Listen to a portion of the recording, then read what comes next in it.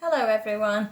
This is the model answer for the development of the atomic model higher questions. The plum pudding model of the atom was used by scientists in the early part of the 20th century to explain atomic structure. Those scientists knew that atoms contained electrons and that the electrons had a negative charge. They also knew that an atom was electrically neutral overall. What did this allow scientists to deduce about the pudding part of the atom? So we know that the electrons are negative and we know that overall the atom is neutral. So we must have some positive there and it must be an equal amount of positive charge to balance out the negative to make it overall neutral. So it has an equal amount of positive charge.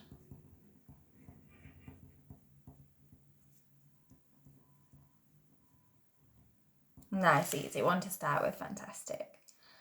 An experiment designed to investigate the plum pudding model involved firing alpha particles at thin gold foil. If the plum pudding model was correct, then most of the alpha particles would go straight through the gold foil. A few would be deflected, but by less than 4 degrees. The results of the experiment were unexpected. Although most of the alpha particles did go straight through the gold foil, about 1 in every 8,000 was deflected by more than 90 degrees. Why did this experiment lead to a new model of the atom called the nuclear model, replacing the plum pudding model? Okay, so for this one, it's because the results don't support the plum pudding model.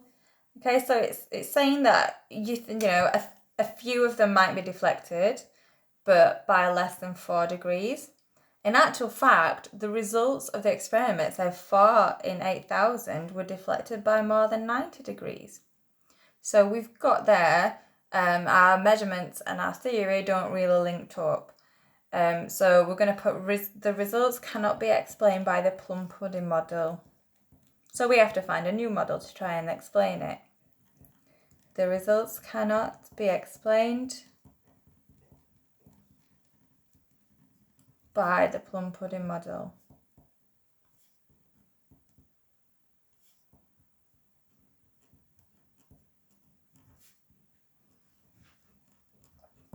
So we have to find a new theory. For part C, the diagram shows the paths A, B and C of 3 alpha particles. The total number of alpha particles deflected through each angle is also given. So if we have a look at the diagram, for A, the ones that go straight through, 0 degree deflection, 130,000 alpha particles.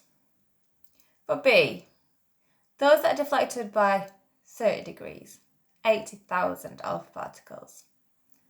And C, 150 degree deflection, so almost straight back, that's 30 alpha particles. So what we've got to do is try and use the nuclear model to explain the 3 paths. So in the first path, most of the alpha particles are going straight through. This means that most of the atom is empty space.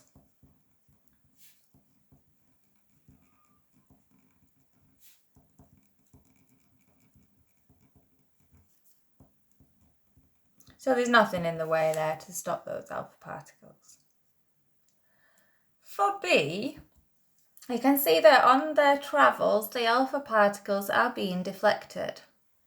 Now, what you need to know about an alpha particle is that it is positively charged. We also know that the nucleus is positively charged. So it's repelling the alpha particle. So as it comes through here on its path, it comes close to another positive charge and it gets repelled, so it gets deflected, of course. So for B, the nucleus is positive, so repels the alpha particle.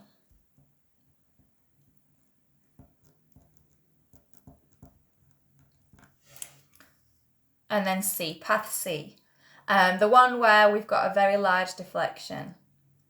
So what's happening here is the alpha particle's coming along and it's hitting something that's got quite a concentrated mass.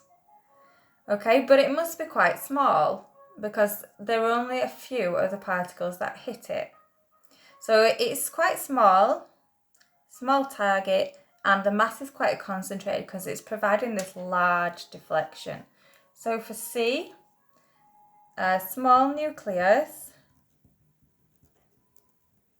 with a concentrated mass.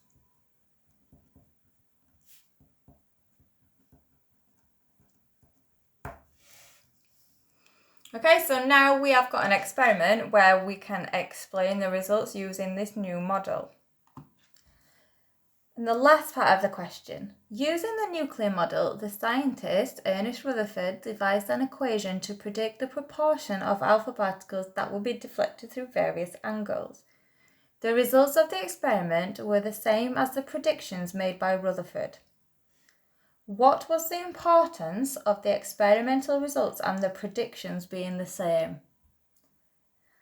Okay, so if your results are supporting your predictions, it's supporting the new model.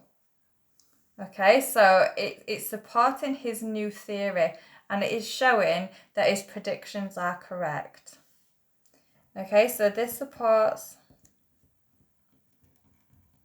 the new model of the atom, or new atomic model, and shows Rutherford was correct. So well done for having a go at those questions, guys. If you need any help, please email me and I'll get in touch. Thank you.